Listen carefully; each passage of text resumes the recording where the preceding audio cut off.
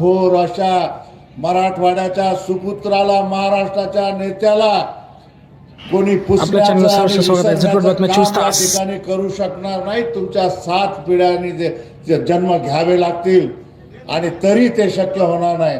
विलासरावजी देशमुख साहेब ह्या देशाचे असे कणखर नेते होते, महाराष्ट्राचे धडाडीचे लोकप्रिय मुख्यमंत्री होते. ते आमच्या सर्वांच्या रक्तामध्ये, मनामध्ये त्यांची जागा आहे, आमच्या हृदयामध्ये त्यांची जागा आहे.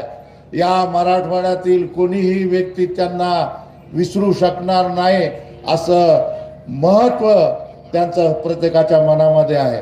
आपल्या या प्रभागामध्ये महाविकास आघाडीचे अधिकृत उमेदवार त्रिशल्लाबाई गणेश रत्न पारखे, वैभव उगले, सुमनताई मांगधरे आणि शेख रसूल ताज मोहम्मद यांना चॅनल लाईक करा, सबस्क्राईब करा, शेअर करा. झटपट बातम्या 24 तास आदरणीय अपडेट रहा. सरकार साहेबांच्या 24 तास नेतृत्वाखाली महाराष्ट्रामध्ये काँग्रेस लढा देत आहे.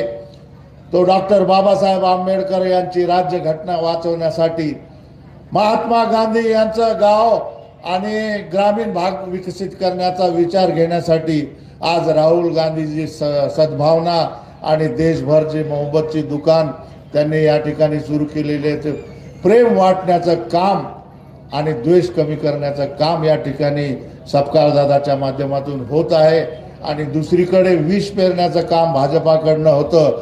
भाजपाचे लोक फूट पाडून या शहरामध्ये त्यांची सत्ता प्रस्थापित करण्याचा खोटारडा प्रयत्न या ठिकाणी करत आहे. मित्रांनो, कोणा